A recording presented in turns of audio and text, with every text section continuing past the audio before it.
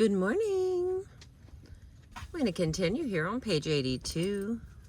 I found us a lovely spot, Appalachia, there's probably a lot of ways to say it, but it's a incredible ATV place. There's currently no one here making a ton of noise. It's beautiful. So let's see what we can do together. Looks clear. There's a lot of dragonflies feeding, and they are just outstanding to watch. Both of my boys is in here today, and they have been rather interesting this morning. Left a present in my seat. I didn't see that coming. Okay, here we go. Extraordinary strength. At peak moments, athletes find themselves in possession of extraordinary strength. In a term paper, a high school wrestler describes one such experience. Late in that last period, something strange happened. I stopped thinking about anything and just started to wrestle. Fatigue was no longer any problem. I needed a pin to win because I was too far behind in points to catch up. If I were being logical, I never could have done what I did because I went... Sorry, we've got Zorro playing a little tambourine today. Okay, let's try this again. I could never have done what I did. If I were being logical, I never could have done what I did because I went for a reverse cradle where the man on the bottom tries to cradle the top man. A difficult move to get. Even if one can get it, it is almost impossible to pin a man with it. Somehow, I got this hold and reversed him. He was in a near pin position, but far from actually getting pinned. I should have known that I couldn't pin him. But it was as if my mind was turned off. Just my body was working with strength I didn't know I had. Then it was over. I had pinned him. It was as if I had come back to reality. I couldn't believe what I had done. Defeated a seemingly superior wrestler by a move that took the strength and skill that I know I didn't really possess. Mookie. Mookie. We okay, baby? All right. Seasoned golf pros have learned to adjust for abnormal strength when they are charged up playing in a tournament. Under such conditions, Tom Weiskopf says that adrenaline gets flowing and I'll hit the ball 15 to 25 yards further than under normal conditions.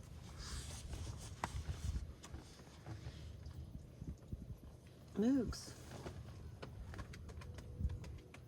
Mookie. I can't hear you, baby. What's the deal? Are you okay? It's like, yeah, I'm just dirty. I'm trying to clean off. It's making a lot of noise. All right, on to page 83. There goes the other one. I'll be tambourining pretty soon. Golfer Frank Beard tells how, toward the close of his first tour championship, he began to compensate deliberately according to his mental state. And here's what he says. I was still about 200 yards from the middle of the green, and something popped into my mind. That good rule I still follow. When you're pumped up, always take less iron than you think you need, because you'll hit it further than you normally would. For 200 yards, I'd normally take a 3-iron. I took a 5-iron. On a normal lie, under normal conditions, I couldn't hit a 5-iron 200 yards if my life depended upon it. But I busted the ball right in the middle of the green. maybe 20 feet past the pin. If I'd hit a 3-iron, I probably would have gone over the clubhouse. Pittsburgh Steeler Sam Davis pondered aloud to Roy Blount about the extraordinary strength of teammate Joe Green. Said, "I'm beginning to believe it's a mental thing. Under ordinary circumstances, Green is not one of the team's strongest men. But on the pass rush, he can lift 2 guys. I've seen him hit guys with one hand, rushing in, and knock them flat on the behind. If that ain't strength, I don't know what is." There are many cases in the martial arts literature which suggest that Eastern athletes can deliberately tap extraordinary amounts of energy and strength. Morihei Ueshiba, the founder of Aikido, is said to have relocated a large stone that 10 laborers had been unable to move. He often performed such feats and once said, "I taught myself that an extraordinary spiritual power or soul power lies within a human body." Among the most astounding feats of strength practiced in the martial arts are those performed by karateka, Karateka, those who practice karate. Oh, so it was karateka. Sorry about all that wrong pronunciation. If you know me at all, you know that not a martial artist. I can fight, but I'm not martial arts style. Like sister brother style. Okay. I'm sorry. Oh, here we go again. Among the most outstanding feats of strength practiced in the martial arts are those performed by karateka, those who practice karate. Don Buck, karate sensei, is known for his eerie power in winning arm wrestling contests. On at least one occasion, he won such a contest using only his little finger. Glenn Barclay writes, his explanation is that using one finger put him at an advantage because he was able to focus the same amount of strength into a smaller area. I've never heard of that before, and I'm afraid I would need to see that to believe it. John Gilbey traveled all over the world in 1960s, observing extraordinary feats of strength and prowess. In Taiwan, he saw gifted boxers of every description, men who could slice bricks like your wife would a cake, men who could lightly touch your body and bring a bright red bloodline immediately to the surface, men who could support over 200-pound weight attached to their genitalia, men who could catch flies alive with their chopsticks, men who could plunge their arms up to the elbow in unprepared, rather hard soil. Wow. He also observed a man who struck a steel stanchion, a glancing blow. Gilby says, here's what Gilby says. I looked at the huge steel stanchion, and what I saw made my eyes pop. The impress of the blonde chap's fist was clearly and unmistakably engraved in the steel to a depth of a full 1/4 inch. The stanchion was not of deficit steel. Fool that I am, I tested it. My hand is still numb, and no posterity will see my work because it isn't there. In other words, he did not leave a mark. A recent book on Kung Fu by David Chow and Richard Spangler includes several photographs of outstanding feats which they observed.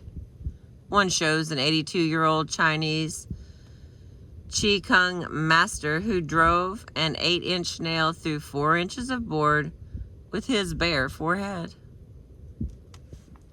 Most of us have a strong impulse to reject such tales as legends or mere fantasies, indulged in by peoples who are less gifted than Westerners at separating subjective from objective realities. However, there are so many stories like this that it is difficult to believe that none of them is true. Moreover, most of these unusual feats have been witnessed and attested to by knowledgeable observers. Since we are primarily interested in describing the extreme limits of performance in athletic endeavor, we must include some of these astounding stories. As more people become aware of these feats and the methods behind them, we will be able to prove for ourselves and for each other which are true and which false. In the next little category here on page 84, extraordinary speed and endurance. Sometimes athletes are able to call on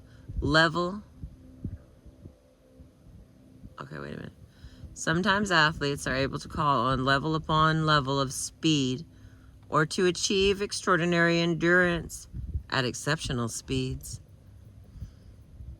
Derek Sanderson insists that his then teammate Bobby Orr has 16 versions of fast. John Walker described his win in the 1500 meters at the 1976 Olympics this way. When I hit the front, I got a flash of compelling certainty. I didn't look over my shoulder, but I sensed someone was coming up on me fast. I was already at full stretch, but I went into a sort of mental overdrive, and my subconscious mind took over completely. I've experienced it in races before, and I can't explain it. I burned Woolhalter off and went to the tape with my hand over my head. And another story. Ian Jackson describes a type of run with Rich Delgado, who was normally a faster runner than Jackson. I never knew how it happened. He would be easing along at 7 o'clock miles per mile, and one of us, I never knew which one, would surge very slightly. Then we'd both be into the pace of the surge. Later there'd be another surge, just a little, almost unnoticeable increase in pace, but we kept pushing it up. Once we were moving, we didn't back off. Back and forth, we'd play with the pace. He'd throw in a little more tempo, I'd match it and throw in a little of my own. Within a mile, we'd go from 7 o'clock down to 6:30 pace. 2 miles later, we'd be under 6.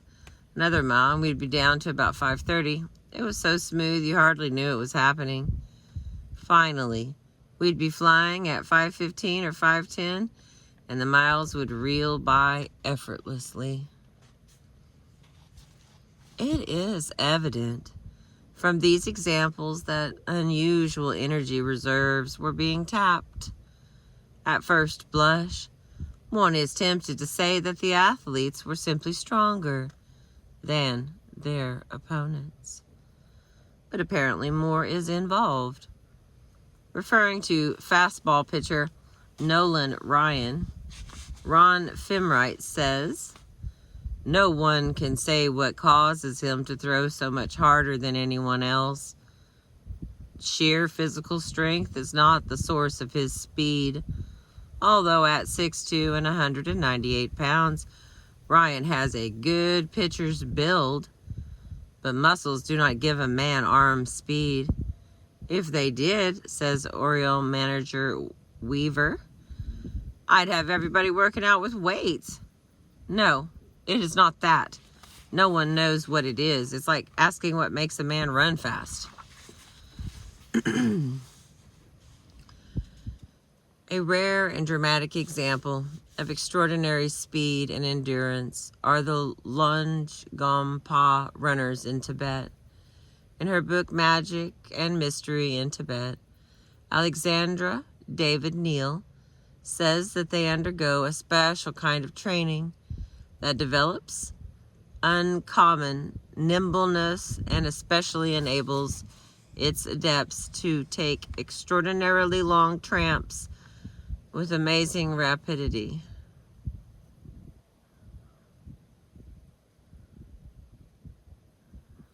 Okay, she adds that although many undertake the Lungom training, that is Lung-GOM, few become really good at it. But one day she encountered such an adept.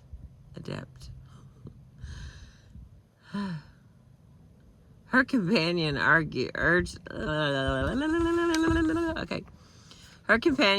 her not to interrupt him as he was running in a trance, and to awaken him suddenly might cause death. When the man drew close, I could clearly see his perfectly calm and passive face and wide open eyes with their gaze fixed on some invisible far distant object situated somewhere high up in space. The man did not run. He seemed to lift himself from the ground, proceeding by leaps. It looked as if he had been endowed with the elasticity of a ball, and rebounded each time his feet touched the ground. His steps had the regularity of a pendulum. The major emphasis of these Lungompa runners is not on speed, but endurance. The same pace is maintained over all kinds of terrain for several consecutive days and nights. According to some reports, thousands of miles are covered in this manner by the Lungom adepts. David Neal takes pains to point out that the feats accomplished are more a matter of mind than of muscle.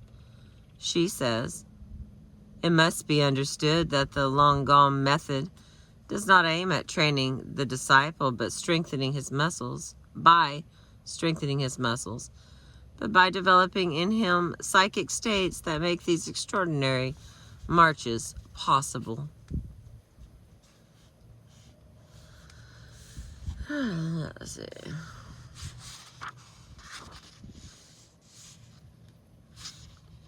Almost.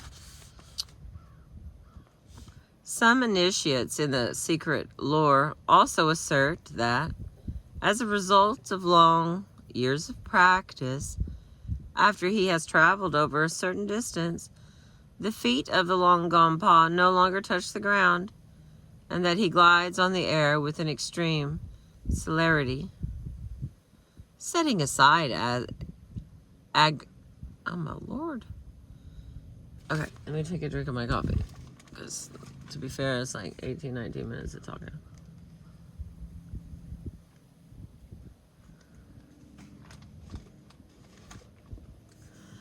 It's so nice and chilly and beautiful. All right, here we go. Setting aside exaggeration, I am convinced from my limited experiences and what I have heard from trustworthy lamas that one reaches a condition in which one does not feel the weight of one's body. A kind of anesthesia deadens the sensations that would be produced by knocking against the stones or other obstacles on the way, and one walks for hours at an unaccustomed speed, enjoying that kind of light, agreeable dizziness well known to motorists at high speed. Lama, Lama, Anagarika Govinda, a European by birth, experienced something similar to the trance of the Lungompa runners when he was traveling in Tibet. He had spent a day far from camp painting and exploring and did not turn towards home until dark. He had to cover many miles of boulder-covered ground in the dark of night. In spite of these obstacles, he found that... To my amazement, I jumped from boulder to boulder without ever slipping or missing a foothold, in spite of only wearing a pair of flimsy sandals on my bare feet. One false step or a single slip on these boulders would have sufficed to break or to strain a foot, but I never missed a step. I moved on with the certainty of a sleepwalker, though far from being asleep. I do not know how many miles of this boulder-strewn territory I traversed. I only know that finally I found myself on the pass, over the low hills, with the plain and the magnesium swamp before me. Still under the influence of the spell, I went right across the swamp without ever breaking through. Only later was Govinda able to find an explanation for his experience. After reading the account we quoted from David Neal, Govinda says that unwittingly he had followed the Longam rules, adding, "I clearly reached a condition in which the weight of the body is no more felt, and in which the feet seem to be endowed with an instinct of their own, avoiding invisible obstacles and finding footholds, which only a clairvoyant consciousness could have detected in the speed of such a movement and in the darkness of the night." Lama Govinda visited a Longam training center where Longampas in training entered meditation cubicles, which contained the necessities of life. Once they entered, the doorway was sealed. The briefest period a monk remained in a cubicle was 1 to 3 months. The longest was 9 years. While the Longam Pa was sealed up, no one was allowed to see or speak to him. Alms, often in the form of food, were received by the Longam Pas through a 9 by 10 inch opening. The same small opening is said to be used as an exit by the Longam Pa after completion of his 9 years' practice in uninterrupted seclusion and perfect silence. It is said that the body, by that time, has become so light and subtle that he can get through an opening not wider than a normal man's span, and that he can move with the speed of a galloping horse, while hardly touching the ground. All right, almost done here with this part. This improvement in running ability was said to occur in the absence of any physical practice, with the exception of minimal exercise in the form of walking on a terrace in seclusion provided for that purpose. If these reports are true, then a whole new dimension of physical capacity was tapped in the Longam training, though through purely mental means. Mountain climber Gaston Rubuffat has described an experience that resembled the Longam running. In steep terrain, he was threatened by an impending storm. And here is what he wrote. Horrified at the thought of a storm in this fissure, where the sheet of water would so soon be transformed into a torrent, I climbed fast, very fast, and rather roughly. Behind me the ropes were heavy with moisture. Above, the cleft was barred by vertical walls, forming a difficult obstacle, demanding care and attention. Meanwhile, the rock grew greasy under its film of water. It began to rain, but we seemed to be making our way through a curtain of vapor, frigid, almost tangible, and hard to penetrate. There was nothing ethereal about these regions, and yet I felt myself as light as if I had abandoned my human frame. I almost ran up the rocks. Most of us would probably say that the Rebuffat did what Rebuffat did on that climb did not involve any unusual powers. His actions could be explained by extra adrenaline produced by his fear of being caught in the fissure. Then his climbing facilities were so aroused that timing, muscles, and judgment were functioning at a high level. But he himself seems to think what he did that day was exceptional. How often does a climber feel that he has abandoned his human frame? Could it be that there is a level of functioning beyond the best of ordinary climbing ability? A higher gear, as it were. And did Rebuffat somehow get into that gear on that special day? I'm going to stop there. We are on page 89 from Extraordinary Feats in the book The Psychic Side of Sports, Michael Murphy, Rio White from 1978. I will continue with Extraordinary Balance, Extraordinary Ease. Thank you for being with me. I appreciate you.